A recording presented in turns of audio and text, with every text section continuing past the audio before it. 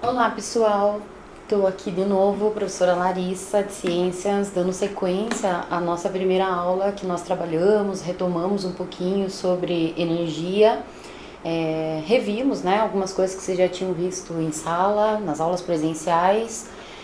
Nós vamos dar sequência para a nossa segunda aula agora, tá? Vamos falar um pouquinho sobre circuitos elétricos e equipamentos elétricos.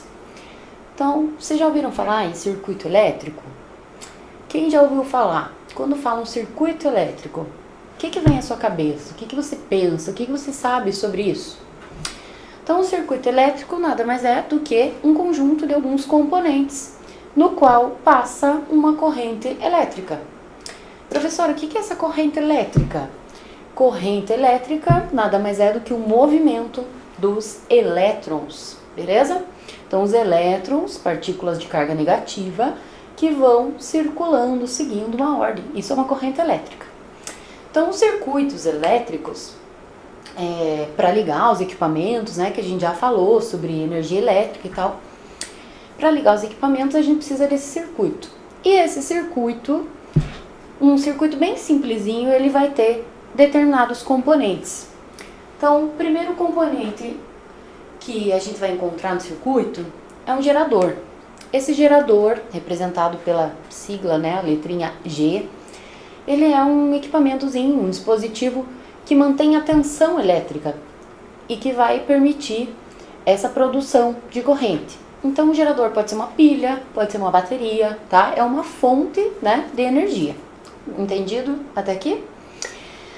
Condutores. Os condutores são fios ou cabos que vão estar conectando os dispositivos, né, os componentes desse circuito, e também esses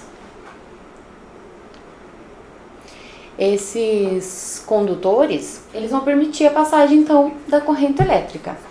Essa corrente elétrica, ela vai passar, então, por dentro desses fios, e esses fios são feitos de materiais metálicos, né, geralmente utilizado cobre, por exemplo. Por que metais? Vocês lembram que existem materiais que são bons condutores de calor e de eletricidade e aqueles que são maus condutores, que a gente chama de isolantes elétricos, né? Isolantes térmicos. Então, pessoal, os metais, eles são ótimos condutores de eletricidade. Então, eles permitem um amplo movimento de elétrons ali no seu interior. Por isso que os fios, os cabos aí desses condutores são de materiais metálicos, tá? E esse material metálico, esse fio, vocês sabem que ele é revestido, né? Ele é encapado. Olha só, aqui, por exemplo, o fiozinho do meu mouse aqui. Então, ele é emborrachado, porque a borracha é um isolante. Ela vai impedir que feche curto, que dê problemas nessa corrente elétrica aí, tá? Então, próximo componente são os resistores. Os resistores, eles vão ser representados ali pela letra R, e são componentes que vão controlar a passagem dessa corrente elétrica e que vão transformar a energia elétrica em térmica. Por exemplo, o melhor exemplo, mais fácil de vocês entenderem quando a gente fala em resistor, é vocês lembrarem do chuveiro. Quem nunca aí, né, na casa de vocês, duvido que nunca aconteceu isso. Ah, queimou a resistência do chuveiro. É ruim, né? Quando acontece, principalmente no invernão. Ai, queimou, e agora, né? Até trocar, a água não esquenta. Não tem jeito. Por quê? Porque o que faz o aquecimento da água é justamente esse resistor. Então, esse resistor é um filamento metálico também, que vai estar controlando essa passagem dessa corrente elétrica e transformando ela, tá? Permitindo que essa energia seja transformada, né, de elétrica para térmica, gerando calor que aquece a nossa água, tá? Então é para isso que serve o resistor dos circuitos. E no componente a gente tem também sempre um interruptor, ou chamado de chave, que é um dispositivo que vai abrir e fechar esse nosso circuito, permitindo ou não a passagem da corrente. Então, quero que vocês deem uma olhadinha aqui, ó, nessa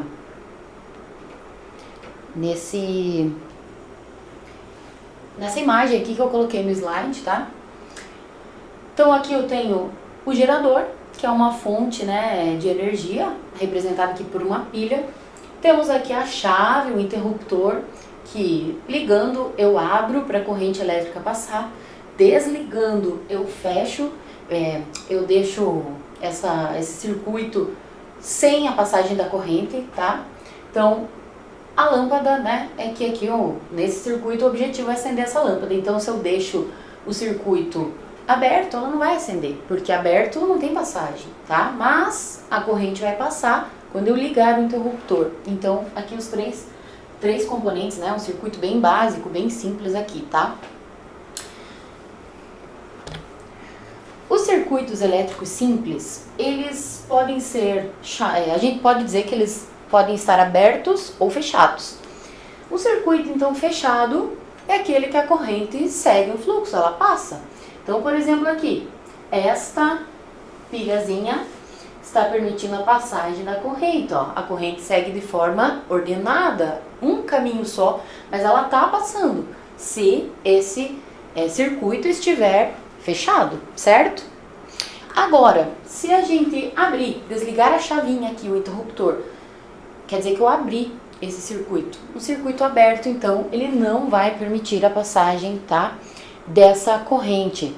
Os elétrons não vão conseguir se movimentar, tá? Então, circuito aberto não tem corrente, circuito fechado acontece essa movimentação, essa liberdade de movimento dos elétrons.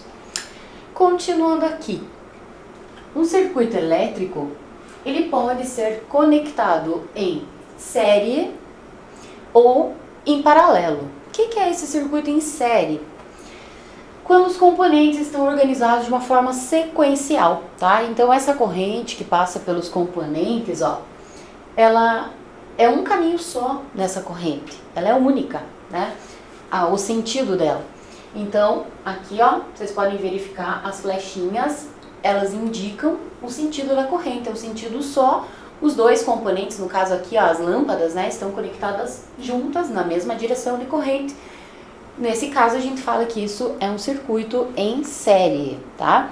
Quando que é um circuito em paralelo, professora? O circuito em paralelo é aquele onde dois ou mais, né, componentes, eles estão ligados, conectados em algum ponto comum, sim, existe um ponto, né, comum, tá, né, que eles são ligados, porém, a corrente pode passar por caminhos diferentes. Olha só esse exemplo. A pilha aqui, duas lâmpadas. Isso aqui é um circuito em paralelo. Por quê? Porque vamos supor que essa corrente passando aqui aconteça do filamento dessa lâmpadazinha queimar e ela pare de funcionar. Mas a corrente consegue passar pelo outro caminho e acender essa. Então somente essa iria queimar, as outras não. Então, o legal do circuito em paralelo é justamente isso, tá? E é por esse motivo, que na casa de vocês, nas residências, o circuito é esquematizado assim, né? Em paralelo, para quando queima alguma coisa, né, não prejudicar a passagem da corrente para a casa toda, tá? Outro exemplo aí é a questão das lâmpadas de pisca-pisca, aquelas lâmpadas natalinas. Elas, então, também são conectadas assim, em paralelo. Então, se fossem em série, todas as lâmpadazinhas queimariam, né, obviamente juntas, mas não, os LEDzinhos lá, as lâmpadazinhas, geralmente queimam uma ou outra, a passagem, a corrente vai passando do mesmo jeito, ela vai seguindo outro caminho, como a gente pode ver aqui. Então, queimou esse, a corrente segue passando aqui, normalmente, por isso, né, que não queima todas, tá? Então, isso aqui é um circuito em paralelo. Então, retomando, frisando bem, circuito em série, quando os componentes estão conectados, seguindo um único caminho essa corrente. Circuito em paralelo, quando eles têm pontos em comum, porém a corrente segue por caminhos alternativos, né? Não só um caminho é possível para essa corrente elétrica. Equipamentos elétricos. Os equipamentos que nós usamos no nosso dia a dia aí,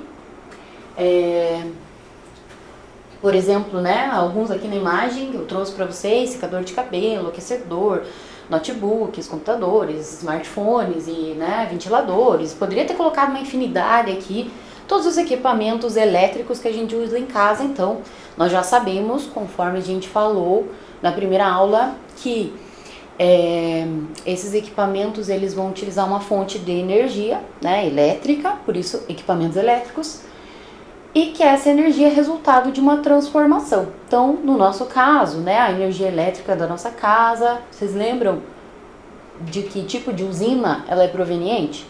Das usinas hidrelétricas. Então, a energia hidrelétrica, né, cinética, o movimento lá das turbinas, fez com que essa energia elétrica fosse produzida e chegasse à nossa casa e, consequentemente, os equipamentos possam funcionar, tá? Então, uma maneira da gente classificar esses equipamentos é justamente pela transformação envolvida no funcionamento deles, tá? Essa energia elétrica, então, ela pode ser transformada em térmica, gerando calor. Então, por exemplo, lá, ó, o secador de cabelo. O secador de cabelo, qual que é o objetivo, né? É esquentar para secar o cabelo. Então, consequentemente, eu pego a energia elétrica. Dentro desse equipamento ele vai ser transformada em energia térmica. Para o aquecedor lá, né, a mesma coisa. Aqui embaixo também temos um outro aquecedor. Para o notebook, para o smartphone, quais seriam as transformações? Então nós temos energia elétrica, que é transformada em energia luminosa, em energia sonora, né? Então por isso que a gente consegue assistir nas telas. O ventilador, que tipo de transformação seria? Vocês conseguem lembrar que nós falamos na primeira aula dessas transformações? Então o ventilador tem as hélices, né? E essas hélices elas vão se movimentar conforme a eletricidade, a corrente elétrica vai passando. Então, energia elétrica transformada em movimento das hélices. Se tem um movimento, estamos falando de energia cinética, né? Quem respondeu energia cinética muito bem, tá? E é por isso que as hélices ligam ali. Antes da gente dar seguimento, só quero voltar um pouquinho aqui na questão do circuito, que eu estava esquecendo o detalhezinho que eu gostaria de mostrar para vocês, que é a respeito de como representar no papel um circuito. Então existem símbolos que a gente pode usar, tá? Não precisa sempre desenhar como está aqui, mas a gente pode fazer de uma forma mais simplificada no papel esse circuito. Eu vou mostrar no quadro aqui para vocês, tá? Então, olha só. Para eu desenhar um circuito, basicamente, eu vou colocar o gerador. Então, por exemplo, esse símbolozinho aqui, gente, ele representa uma pilha, tá? Então, a pilha aqui seria o meu gerador, beleza? Um dos componentes. Aqui, óbvio, né, são os cabos, a energia, né, a corrente elétrica que vai passar por esses cabos. Aqui, esse sinalzinho, ele vai estar representando uma lâmpada aqui, que eu quero que ela acenda nesse circuito. Aqui continua os cabos, tá? Os fios. E aqui, o que está faltando nesse circuito? Que seria esse símbolozinho aqui? O interruptor, a chave, né? Então, para fechar ou para abrir esse circuito, para permitir ou não a passagem de elétrons. Então, vou colocar aqui, ó, depois, né? Podem fazer esse desenho no caderno, fazer as anotações aí para não esquecer. Então, aqui seria uma pilha, né? Que é uma fonte de energia, então é como se fosse, né, um gerador. Aqui nós temos a chave, que é também chamada de interruptor. E aqui a lâmpada, que eu quero que acenda. E claro, né, os fios condutores desta corrente. Ok? Então, um desenho bem simplesinho aqui, só pra gente entender, né, como que eu faço num papel para representar uma corrente. Uma perguntinha aí pra vocês. Pensem aí comigo. Desse jeito que eu desenhei aqui, esse circuito, ele está permitindo a passagem da corrente elétrica ou não? Olha só, como aquela chave está aberta, né? Esse interruptor está aberto aqui, vocês conseguem entender que não tem como os elétrons virem dessa pilha e passarem aqui, né? Então não há corrente elétrica, esse equipamento, essa lâmpada não vai acender. Mas se eu fizer isso aqui, se eu conectar ali, né, as chaves, ligar o interruptor, eu permito a passagem dessa corrente elétrica e aí a lâmpadazinha irá acender, certo? Ficou entendido aqui? Então, aqui, né, a chave, aqui os fios condutores, isso aqui representando a fonte de energia e aqui representando a lâmpada, né, que pode ser a lâmpada ou enfim, outro equipamento, certo? Continuando aqui então, dos equipamentos elétricos, né, já falei que eles envolvem então uma série de transformações de energia. Então vamos lá, pensar aqui um pouquinho. Olha só, o ser humano utiliza a energia em sua vida, em todas as nossas atividades, né? Seja na escola, seja em casa, seja nas cidades, né? Nas lojas, enfim. Toda a nossa sociedade utiliza a energia. E aí, essa energia, então, a maior parte dela, como já falado na nossa aula anterior, ela é proveniente de hidrelétricas, né? Da rede elétrica, produzida em usinas hidrelétricas. A maioria dessas atividades, ela vai envolver transformações. Então, essa tabelinha aqui, eu gostaria que vocês colocassem ela no caderno, quem puder imprimir, né, esse slide, se não puder, faz ela, dá uma pausa aí, faz ela no caderno, enfim, seria legal tentar preencher ela ali, tá? Então, vou falar aqui um pouquinho só de alguns ali exemplos. O primeiro que tá lá, fogão. Então, o fogão é o equipamento que, qual é a fonte de energia que faz esse fogão funcionar, cozinhar? Então, eu vou utilizar, né, o gás de cozinha ali, o gás liquefeito de petróleo, né, que é um derivado do petróleo, um combustível não renovável, tá? Uma fonte de energia não renovável, né? E o que o fogão vai estar produzindo? Que tipo de transformação de energia? Energia luminosa? Sim, a chama, né, da boca ali do fogão. Energia sonora? Não, né? Energia térmica? Calor? Com certeza, né? Isso que vai permitir o cozimento, a preparação dos alimentos. O rádio? Luz? Alguns, né, podem ter ali um LEDzinho, uma lâmpadazinha, um display. Movimento? Não. Calor? Se o equipamento esquentar, sim, energia térmica, né? E o som, que é uma forma de energia sonora. Tudo isso, transformações de energia elétrica, certo? Liquidificador, na aula 1, eu já falei sobre essa transformação. Então, se voltar lá, vocês vão lembrar, né, que energia cinética, elétrica transformada em cinética, por isso tritura os alimentos. O chuveiro também já falei, quando eu falei agora há pouco ali dos resistores, né? Eu falei então do funcionamento ali, do aquecimento, então o chuveiro utiliza a fonte de energia elétrica e o que vai ser gerado com isso? Energia térmica, né? Calor, certo? Movimento. Movimento no ventilador ali, movimento pode ser no liquidificador, né? Das hélices, ok? Então esse quadradinho, essa tabelinha aí, seria bem bacana que vocês fizessem no caderno e tentassem identificar para praticar um pouquinho mais sobre essas transformações que a gente está falando aqui nas nossas aulas. Temos uma imagenzinha aqui da rede elétrica, né? Então, eu falei sobre o calor dos equipamentos, que alguns equipamentos eles podem esquentar, comentei isso na nossa primeira aula. E agora, então, a gente vai entender o porquê que isso acontece.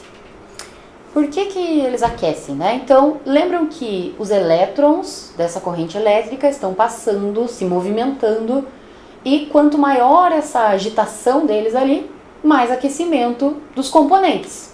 É interessante isso? Depende, né, pessoal? Então, algumas situações é interessante, outras não. Por quê?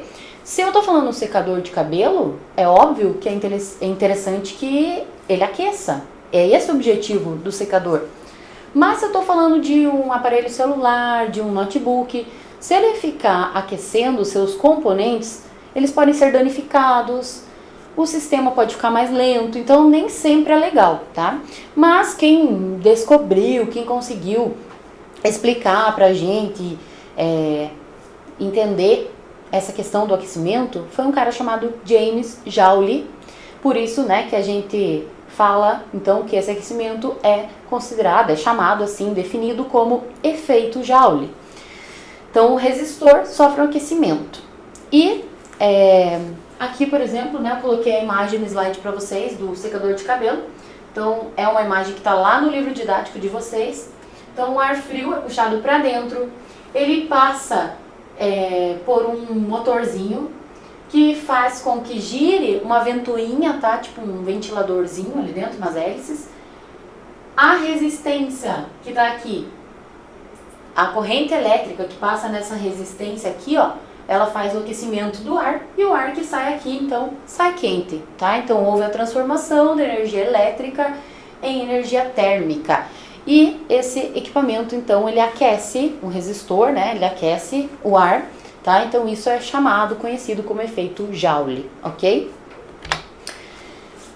Isso tem relação também com a questão do consumo de energia elétrica nas nossas casas. Então, a questão do consumo de energia elétrica, ela está diretamente relacionada à potência de um equipamento elétrico. Então, quanto mais potente é um determinado equipamento, mais ele vai consumir energia elétrica, tá? Maior vai ser o seu gasto. Mas aí a gente tem que tomar cuidado também, por quê? Porque muitas vezes um equipamento mais potente, ele vai funcionar, né? Ele vai atingir o seu objetivo. Voltando no exemplo do secador de cabelo. Um secador mais potente, ele vai secar o cabelo muito mais rápido. Então, ao mesmo tempo que ele consome mais, você usa menos tempo ele, tá? Então, sempre é bom a gente dar uma olhada na potência dos nossos equipamentos. Daqui a pouquinho a gente vai ver uma dica de como fazer isso. Então, a eficiência de um equipamento é definida pela sua capacidade de realizar aquele trabalho, né? No mínimo tempo possível, tá? Se ele realizar num tempo menor, ele é bastante eficiente. E aí, a gente vai medir essa potência no sistema internacional em watts, tá? Então, o consumo de energia da nossa casa, ele nada mais é do que a quantidade de energia consumida multiplicada pela potência daquele determinado equipamento. E aí, né, quantas horas ou quantos dias ele ficou ligado, tá? Vamos ver alguns exemplos aqui. Então, olha só, vamos imaginar aqui um chuveiro elétrico, tá? Que tem uma potência de 6.000 watts. E esse chuveiro, ele fica ligado entre todas as pessoas aí da sua casa que tomaram banho, ele ficou ligado no total 2 horas diárias. 6.000 watts, cada 1.000 watts é 1 kW, tá? A gente costuma calcular dessa forma. Então, 6.000 watts nada mais é do que 6 kW, tá? E 2 horas de uso, então a fórmula é bastante simples. A gente vai pegar, olha só, a potência do equipamento, no caso do chuveiro, multiplicar pelo tempo de uso dele, e esse resultado, então, será o consumo energético, o consumo de energia desse equipamento. Então, voltando no exemplo ali, ó, do chuveiro, ele tinha uma quantidade, né, a potência dele de 6 kW, multiplicando pelas 2 horas que ele ficou funcionando diárias, 12 kW por dia ele consome de energia elétrica. Isso só o chuveiro, né? Sem contar os outros equipamentos da casa, tá? Vamos ver mais um exemplo.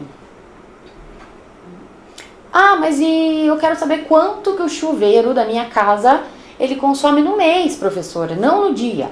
Aí ficou mais fácil agora. O que você vai fazer? Você vai pegar esses 12 kWh, que você sabe que é o consumo diário, multiplicar pela quantidade de dias do mês. Então, jogando aí 30 dias, então multiplicando lá, ó, 12 kWh, que é o gasto diário do chuveiro, vezes 30 dias, temos um total de 360 kWh no mês. Isso só o chuveiro, tá? Sem contar todos os outros equipamentos da casa. Então, lá na energia, na conta de energia elétrica da casa de vocês, tem lá o número do registro lá, né, da residência e tal. Nessa região aqui, geralmente, tem lá a quantidade de quilowatts hora consumido em cada mês, não só naquele mês, mas nos meses passados ali, de consumo da sua residência, tá? Dá uma olhadinha lá, vê se a sua família, vocês estão tendo um consumo consciente ou não, tá? E como que as empresas fazem essa leitura? Então elas vão coletar dados desse reloginho aqui, que fica, né, no poste, geralmente na frente das casas, que é chamado relógio de luz, tá? Então é por esses números ali que as empresas vão fazer essa análise, essa coleta de dados aí, de consumo de eletricidade de cada casa, tá? Mas como que eu vou saber quanto vai custar? Eu já sei quanto que o chuveiro gastou, professora, quanto ele gasta mensalmente de energia, mas eu quero saber isso em dinheiro, quanto que isso vai custar para minha família. Então o que que vocês fazem? A gente pode pegar e fazer esse cálculozinho aqui, que está disponível para vocês aí no slide também, tá? Então, ó, primeiro você precisa saber a potência do equipamento, como eu já expliquei, multiplicar, né, essa potência pelo número de horas, de dias dele utilizado, mas tendo lá como base o chuveiro que a gente falou, 360 kWh, né? Esse era o gasto mensal daquele exemplo. Como que eu vou saber em quanto em dinheiro? Eu vou multiplicar por 45 centavos. É 45 centavos sempre? Nem sempre, vai depender do consumo, tá? Então dá uma pesquisada aí, fica uma dica bem legal de tarefa de casa para vocês pesquisarem sobre os valores. Então existem as bandeiras, tá? Às vezes a tarifa pode ser maior, menor, isso vai depender de vários fatores. Então fica uma dica aí de pesquisa bem legal para vocês, tá? Então multiplica lá 360 por 45 centavos, você vai saber quanto em reais que o teu chuveiro está consumindo mensalmente, tá? Aqui também no slide eu vou deixar para vocês, isso aqui é conteúdo do livro didático, são 3 questões que vocês devem fazer em casa, tá? Tarefa de casa, junto com a pesquisa que eu falei, olha só. A número 1, como que os equipamentos eletrônicos podem ser classificados? Falei disso no início da aula. E que transformações acontecem? Então, uma questãozinha aí para responder no caderno. Questão 2, o que é o efeito Joule? Acabei de falar sobre isso, né? Cite exemplos da sua residência que utilizam esse efeito no seu funcionamento. Também dei exemplos aqui. 3, calcule o consumo de energia mensal de um aparelho da sua casa aí que você usa diariamente. Pode ser o secador, as meninas, os meninos também, né?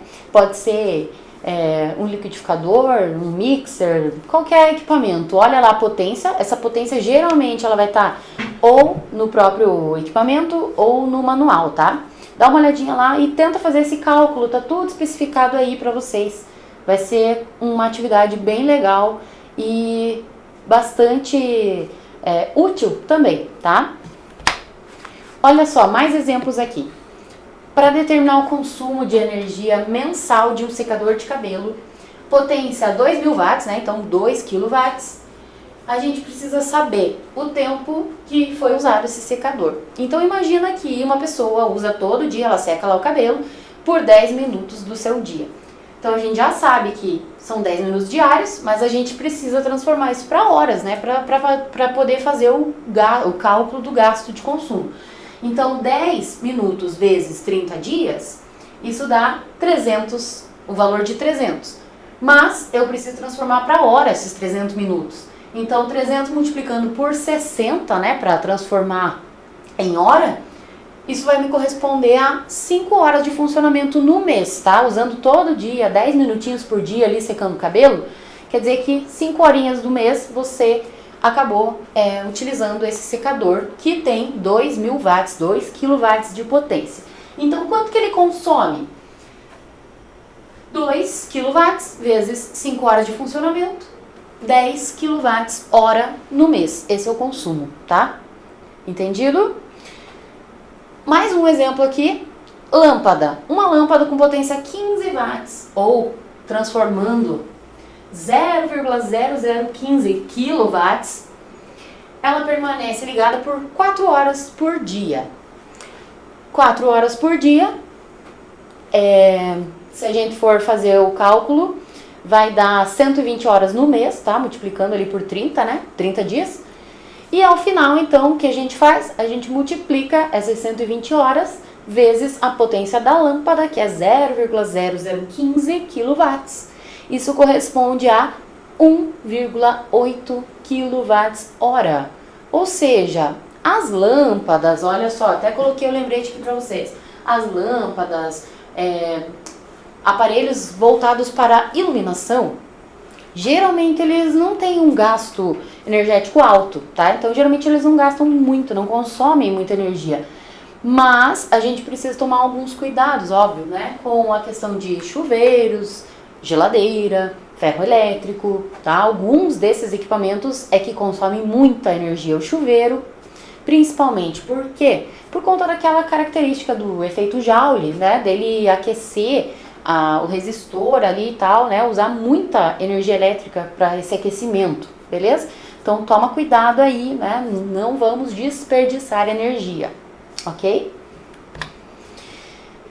E eu comentei agora há pouco, né, sobre potência dos equipamentos e tal, falei que ia dar uma dica. Então, olha só a dica aqui. Como que eu vou saber se um equipamento ele é eficiente ou não? Então, você já deve ter visto essa etiquetinha aqui em alguns equipamentos, certo?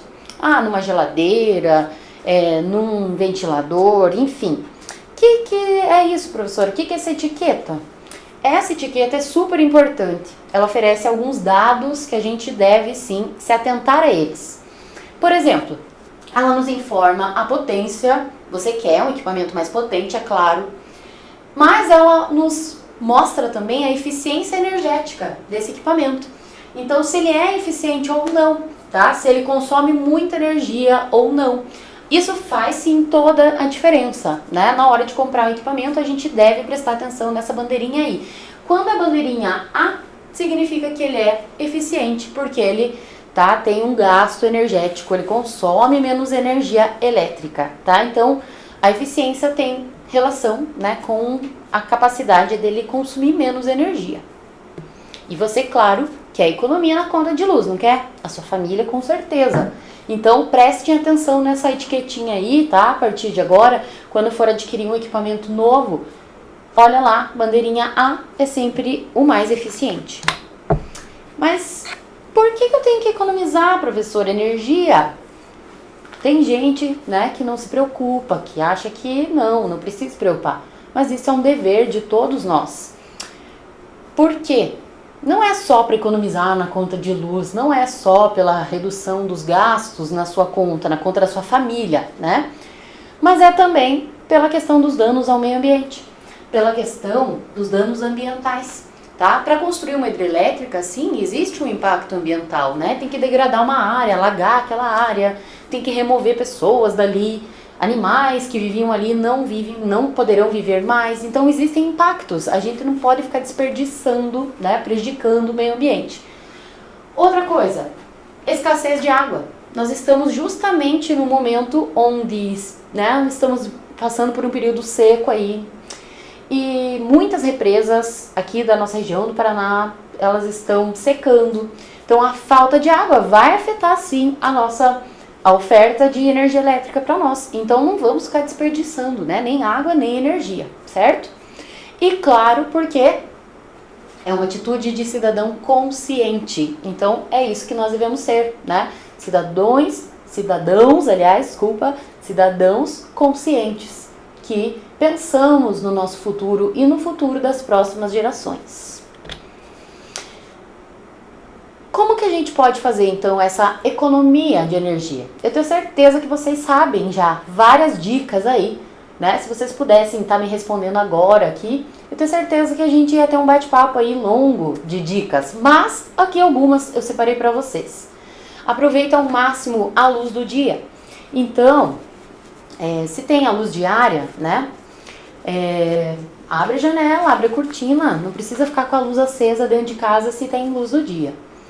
Dê preferências a lâmpadas de LED. Então ainda, né, tem bastante residência que utiliza aquele chamado foco, aquela lâmpada incandescente de filamentos, ou a lâmpada fluorescente também, né, aquela com aquele pozinho branco dentro, que é um pó tóxico, tá? Então, na medida do possível, eu sei que nem sempre a gente tem condições para isso, Mas na medida do possível, tentem, né, a família de vocês, ir substituindo por lâmpadas de LED. Elas são um pouquinho mais caras, mas elas têm uma duração maior e uma eficiência energética melhor, tá? Então seria interessante fazer essa substituição, que acaba refletindo uma economia na conta de luz também. Preferir geladeiras e freezers com eficiência energética. Lembram da bandeirinha que eu falei? Então, é o momento, né, de precisou trocar de geladeira, dá uma olhada lá nessa bandeirinha. Evitar banhos demorados. Eu sei que, né, vocês, ainda mais nesse período em casa, muita gente se aproveita no inverno, fica lá debaixo do chuveiro muito tempo.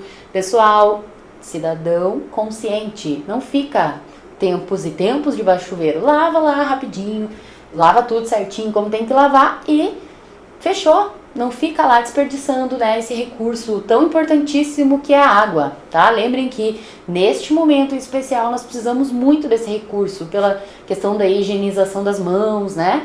Então não desperdicem, tá? Preste atenção na sua geladeira. Vê se ela não ficou aberta, vê se a borracha dela tá vedando direito ali, né? Se ela não estiver vedando direito, é óbvio que isso vai refletir na conta de luz, tá? E utilizar menos a máquina de lavar. Não ficar lavando 3, 4 pecinhas de roupa, deixar acumular um cesto cheio lá para aproveitar. Reutilizar a água, isso reflete economia de energia elétrica, né? De energia elétrica e consequentemente ele poupa recursos hídricos também. Então tem várias coisas aí no dia a dia que eu tenho certeza que vocês já fazem, né? E coloquei ali para vocês também, ó, a conscientização começa cedo. Então vocês de 8º ano sejam exemplos para os seus irmãos, né, a família. Vê que alguém está abusando, fazendo alguma coisa errada ali, demorando o banho, chama atenção, cidadão consciente.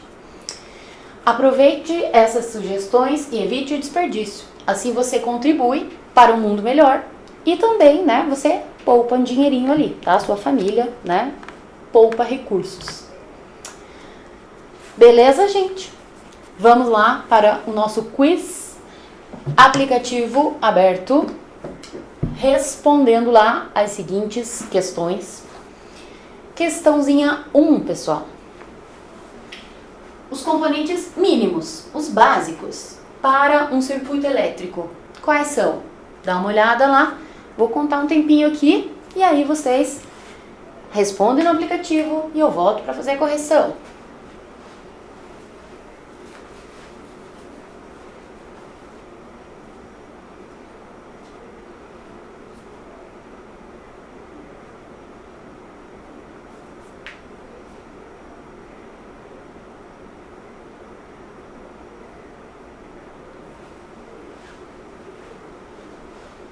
E aí, foi fácil? Quem fez o desenhinho que eu fiz no quadro aquela hora, teve muito mais facilidade para responder essa questão, né? Enfim, vamos dar uma olhadinha lá. Letra A, uma pilha, um interruptor e 2 lâmpadas. Obrigatoriamente tem que ter 2 lâmpadas? Não, né? Um gerador, a fonte de energia, fios de ligação para passar essa corrente elétrica e o interruptor para abrir ou fechar esse circuito. Essa é a alternativa correta, né? Quem respondeu letra B tá de parabéns. Questãozinha 2, galera, rapidão respondendo aí. Pilhas e geradores são A ou B? E aí? São fontes de energia, né? Muito bem, quem respondeu letra B tá correto. Questão 3.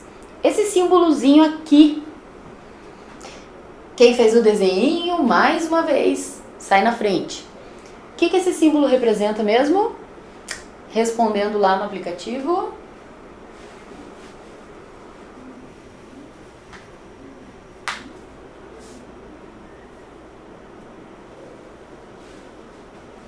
Uma pilha, letra A. Quem respondeu uma pilha está correto, né? Essa pilha nada mais é do que uma fonte de energia, ok? Questão 4. A imagem aqui. Nessa imagem as lâmpadas estão em série ou em paralelo? Olha bem, com atenção, lembra lá nos slides anteriores e responde aí.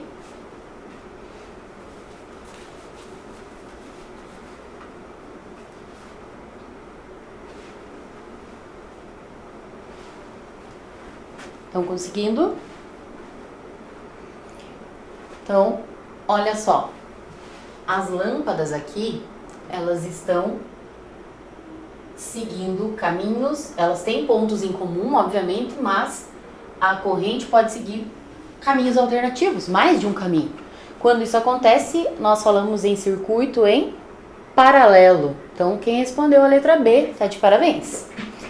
Questãozinha 5 aí do quiz de vocês. Neste circuito desenhado ali para vocês, qual seria a afirmativa correta? Dá uma olhadinha lá, lembrando que neste circuito nós temos aqui a pilha, os fios conectores, a lâmpada, o interruptor, certo? A chave. Olha bem como é que está posicionado esse interruptor, essa chave, e aí responda para mim no aplicativo. Bora lá que estou contando o tempinho aqui.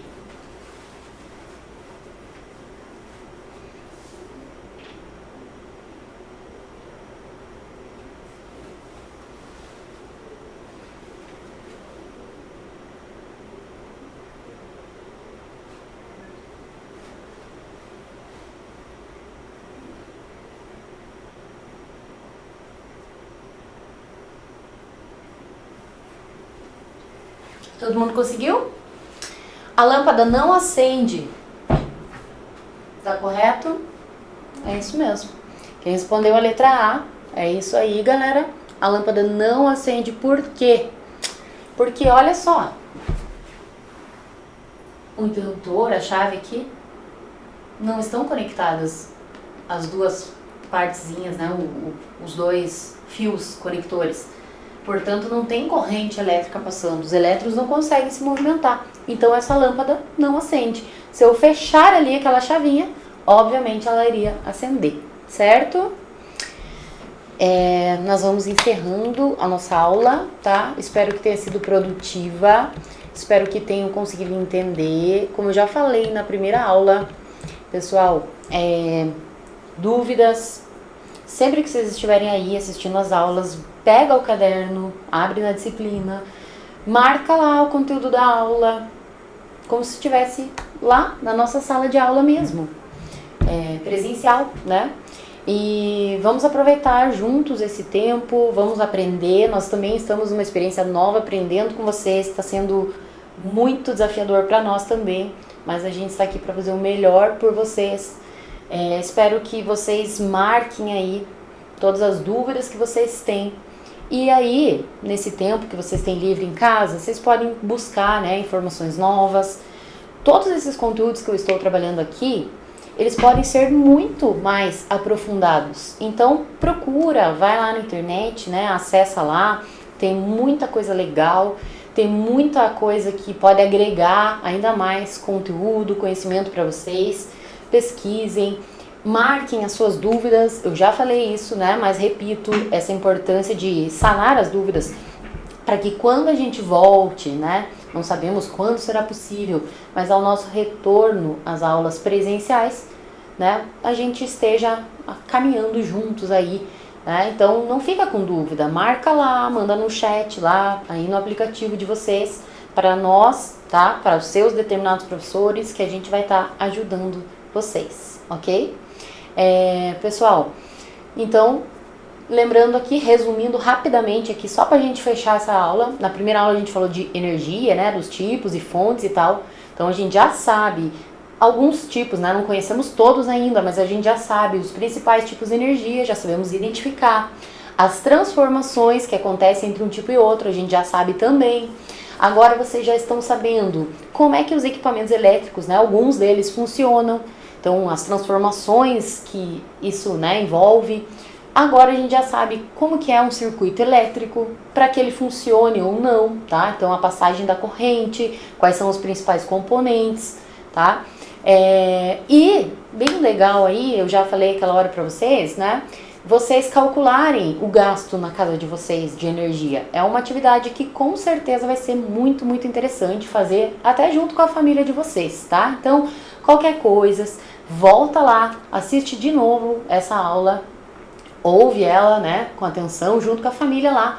Faz o cálculo, pega lá a conta, a sua conta de vocês lá da sua casa, dá uma olhada como é que está o consumo. Será que estão se comportando como uma família consciente?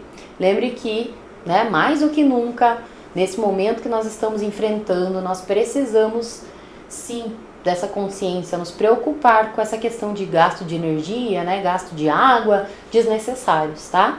Então espero tê-los ajudado, enriquecido, agregado conhecimento para vocês, e nós vamos encerrando por aqui a nossa próxima aula, a aula 3. Nós falaremos então sobre energia novamente, mas aí a gente vai falar dos prós e dos contras, tá? De cada tipo de energia. Vamos entender por que a energia solar ela é positiva e o que tem de negativo nela, tá? Por que ela não é tão utilizada ainda? Então a gente vai dar sequência aos nossos conteúdos trabalhados, falando dos tipos de energia, tá? Das fontes, né? Dos prós e dos contras, e também um pouquinho sobre como que a energia elétrica chega até a nossa casa. A gente já sabe como é que ela é produzida, mas aí a gente vai entender também como é que ela chega às nossas casas, ok? Até mais, pessoal. Tchau, tchau.